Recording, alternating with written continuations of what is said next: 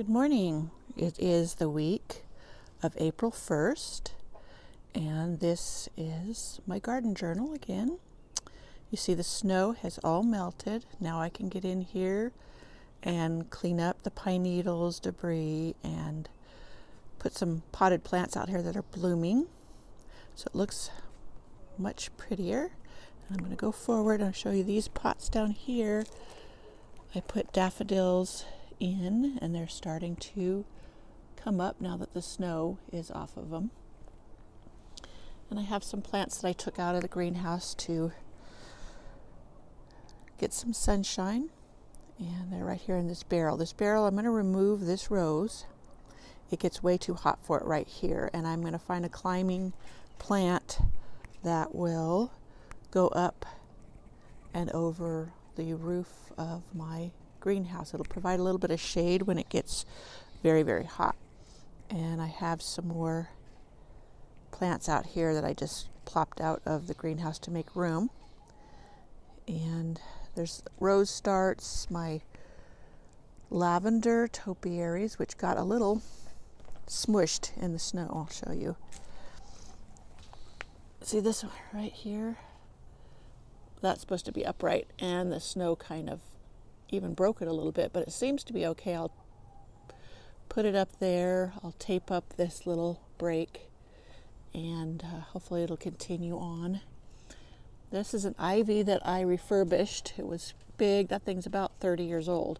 So I have a video and post coming up on how I did that. This is Cecile Bruner, this rose on my hen house, and I need to stake up or tie up these long pieces across the eave of it, so when it blooms it'll be all pretty and pink blossoms across there. And that's my veggie garden area, which I will start on very soon. I do have some sugar snap peas planted in there. We'll see if they come up. I planted them just before it started snowing a few weeks ago. Here's a lineup of a bunch of rose starts in pots and a cedar tree I dug up. It was coming up where I did not want it. Yes, we get tons and tons of cedar, pine, and fir seedlings that come up in areas you don't want them, and I just pull them up, repot them, or throw them in the compost heap. Here in my secret garden, these are some irises that are showing. I have foxgloves right there. I planted my clematis by these two pillars of my arbor. They're white and red. One is cardinal or red cardinal, and the other is a white one, and I can't think of the name right now.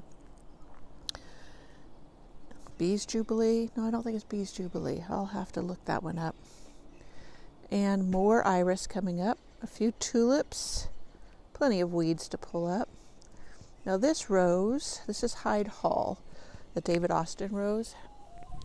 And if you can see, some of the buds got zapped because it had started budding out in February. We had very warm February, and that wasn't a good thing because then March turned frigid cold and it burnt those tips. So I'm going to have to do a little bit of pruning on that.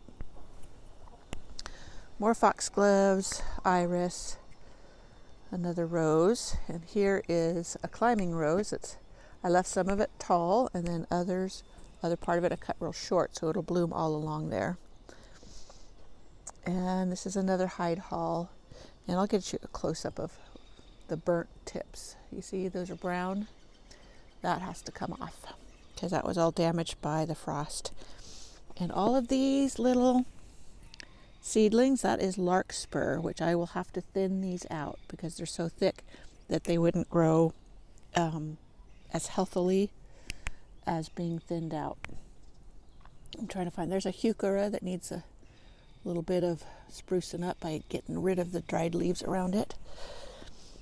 And I'm trying to see what all is coming up here. It looks like I've had deer come in here, and I had a lily coming up. Here it is. Here's a lily coming up. So there's some plants I transplanted. and I can't remember which one that was. If that was a phlox. Sometimes I move things around and then I forget what I've done with them. Now that rose there needs to be moved. It doesn't get enough sun, so it doesn't bloom as well as it could. It's kind of a shady spot. This is my reblooming lilac, and it's starting to bud out. I didn't know if it would make it through the winter because I just had it in its pot, and I need to get this in the ground. So we'll see how that does. I'm going to put it right back there. You see that palette back there? That's where I'm going to put the lilac. And then it'll grow up here and kind of hide me from the street there, provide a little privacy. So that's my plan for that. And here's some Japanese maples. Some I started from seedlings. Others I got from a friend who they were popping up under her Japanese maples. There's a hydrangea there. I'm not sure. I don't see any growth on it. Oh yeah, I do. Yep, it's budding. It's made it through my bench, which I need to scrub up. It's been under snow until then. You see still some snow right here. And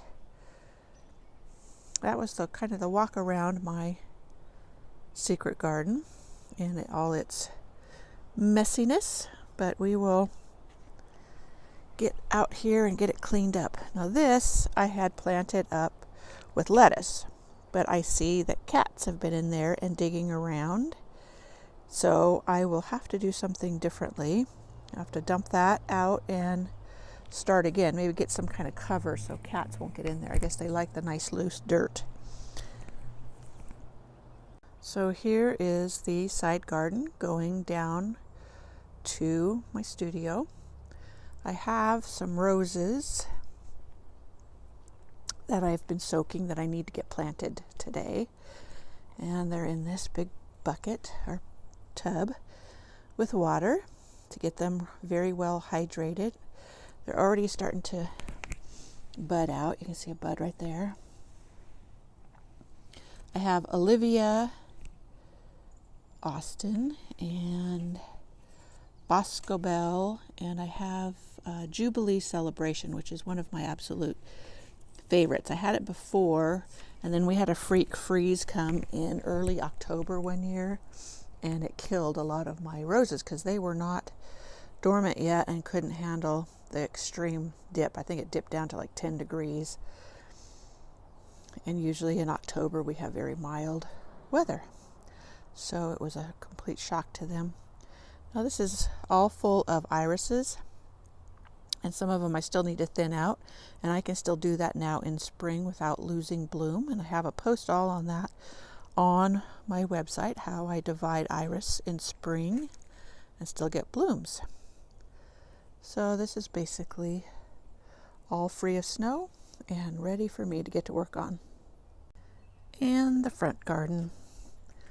No more snow left, so I can get to cleaning up here too. And this wall back here by the front tire of my Suburban, if you look down, you'll see a rock wall that's crumbling. I could get closer for you, but I have to replace that. And so before I can really plant other roses up there, I have to dig out what's there and then rebuild the wall and then replant.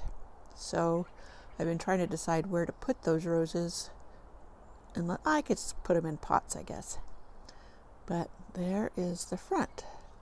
And by June, you will see a huge difference from desert with a few little buds to fully blooming, beautiful garden.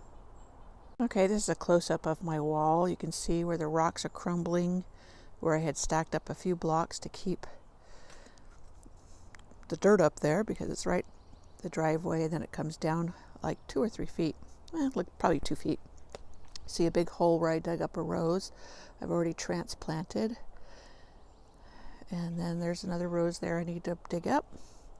The third rose, I have all red roses right up here. And I really like it, the uniform color of all the same. And another one. And all these tulips in here, they're perennial tulips, meaning they propagate themselves and spread every year. I don't have to replant. And they're all red as well, so it makes for a uniform color and just a bright mass of red. Down here, which is covered with the creeping Jenny, is low battery. You're kidding me. Creeping Jenny is this is Golden Celebration, and that one over there is Graham Thomas, 2 yellow roses. The Golden Celebration has a hint of pink in it, so it's kind of a really golden color. This one is a vintage rose, an old rose. It was a found rose, and it's called Pam's Pink, and it has small dark pink flowers. It's really pretty, but it does struggle with fungus.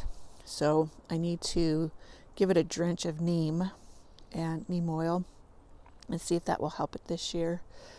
And that was my Queen Elizabeth rose, and I think it's gone. It was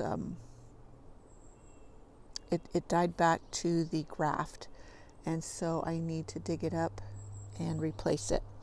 This is all, I've let this all kind of go to pot a little bit because I've got to replace that wall. Here's some more of it crumbling down, and I need to get in there and really fix it.